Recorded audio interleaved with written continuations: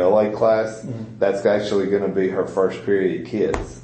Okay, so they'll rotate back for like a plus class where we are going to do more of the incorporating stuff across the curriculum. Right. So that's the idea. The issue that I kind of have with things right now is I would prefer a PLC every single day. They have a lot of time on that one day, but selfishly as the principal, it's to me, I function the best if there's a PLC every day because I can structure my days around that. Right. Meaning I can say, okay, tomorrow I'm not scheduling anything. I'm going to go to every PLC and I can see every core department in one day. Right. Or, block off 9 to 9:45. I'm going to be with math PLC all week. So don't schedule anything during this block of time because I'm going to be with my math teachers every day. And so I'm going to look at adjusting some things to accommodate that. But, the schedule does lend itself to a lot of professional development because all the middle school ELA teachers are off today. Right. I say off. They're not off. They're not responsible for students today. Right. And so, you can get all of them together to collaborate or go through a training or whatever. So there is some positives to that. So what I'm going to try to do is kind of a hybrid of a traditional and that so that we can still have PLC every day. Right. And, I kind of found one of the other middle schools kind of has a good example to follow on that. So I'm probably going to look at shifting more towards that just to give it more of a, you have your conference, then you have your PLC, and we're going to meet every single day. Right. Kind of eat this elephant a bite at a time, Right. Okay. Well, and speaking of the benefits, how has the school benefited from PLCs? Well, I mean, of course I'm new, and so trying to get in there to them, I've been working on doing that even more. But I think anytime you collaborate together, just that sense of they're a team, like the way we're 3 grade levels and there's 2 per core or 2 per content area in each grade level. So there's 6 ELA teachers. Well, what I've told them is, look, I want you meeting as a department, and you're going to break down your TEKs as a department, even though you don't teach 6th grade. There's more people there for more ideas, more interpretation of exactly what we need to do for that. Plus, it's going to help us with alignment. So they're going to break down their TEKs together, and then from there they're going to go plan with their teachers that they share, that are common to their grade level or whatever. So just having that expectation that they're collaborating. I mean, I'm real big on if that's the way we want our kids to be, then we have to be that way. Right. You know what I mean? So growth mindset, if we want our kids to, not back down from a challenge, then we can't back down from a challenge. So that's kind of how I look at things. And PLC is the same way. We want our kids collaborating. Well, how can we teach someone to collaborate if we've never done it? Right. And so I'm a big proponent of that campus at my last district that I was sent over to fix. They did not do that.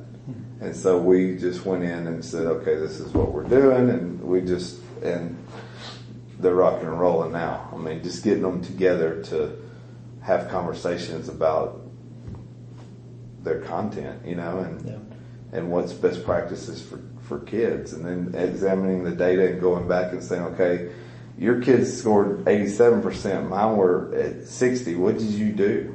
How did yours get it? And having those conversations, sharing ideas, and helping kids. That's what it's all about. So. Absolutely.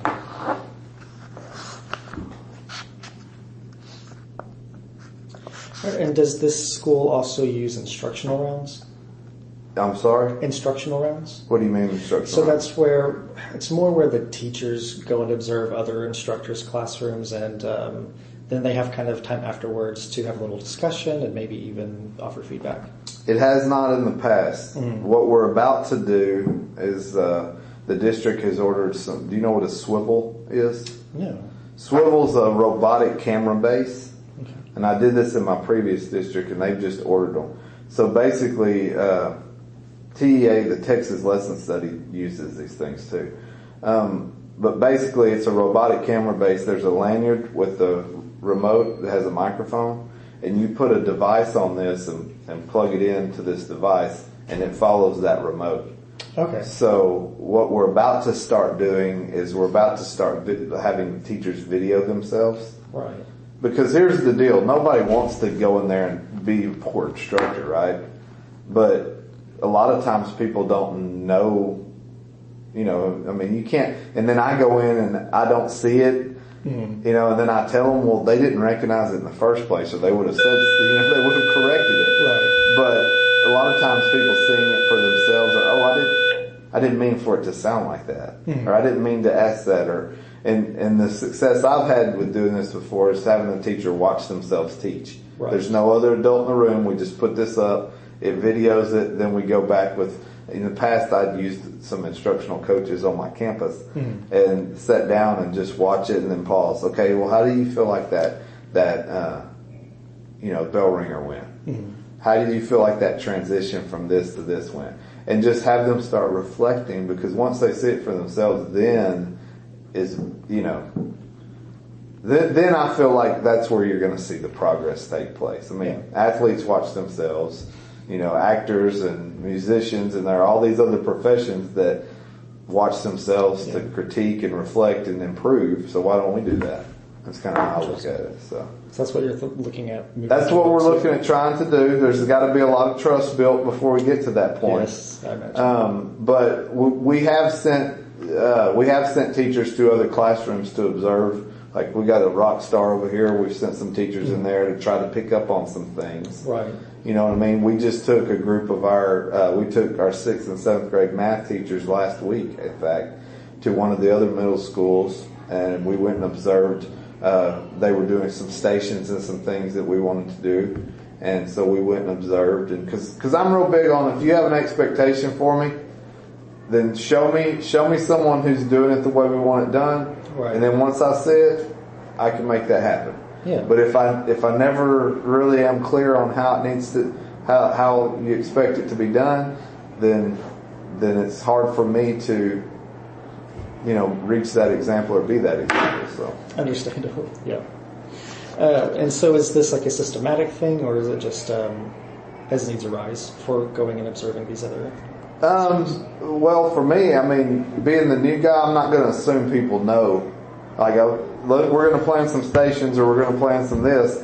I'm not going to assume that they know. I'm going to say, okay, here's how we want them to look, and make sure they understand. So there's a systematic approach in that regard, as far as I'm concerned. Like, don't assume. I'm going to make sure people understand, but then it will kind of be as needed thing too. So what's coming up? So we need this. Okay, well, look, I want to make sure we see this. Right. Like, one of my goals with the whole STEAM thing is, and this is what I'm going to ask you later, since you go see all these places, I want to go see one that's just rock and rolling. Yeah. I want to take my department heads, and I want to take my core group of, you know, leaders, and I want to go and I want to see everything they're doing, because I kind of, this is not, I hope it doesn't come across arrogant, I kind of believe that if other people can do things, so can we. Yeah. You know what I mean? We just may need to figure out how they got that going. You got to start somewhere, but then here's where we want to end up. So if other people can do it, so can we. Yeah. So. Absolutely. And so, when your instructors do engage in something similar to these instructional rounds, what benefit do you feel it has? I know you talked about this, seeing an example. Right. Well, I'll speak on this latest one. When we went to those math classes, I didn't take them to the campus with the GT kids. Mm-hmm. I took them to the campus that didn't have the GT kids, because I wanted them to see, look, these kids live in the same town we live in. These teachers are no different than you. So if they can do this, you can do this. Right. You know, because I think the benefit is if somebody's really honest with themselves. Okay, number one, why are we expected to do things this way? Well, I'm going to tell them why. Yeah. I'm going to say, because I want to do it because of this, this, and this. Because I'm real big on being able to justify my decisions, you know.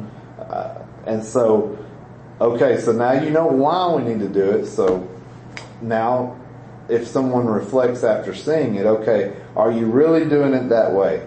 Or, you know, because one of them's like, we were talking about the transition and letting go of the reins and letting the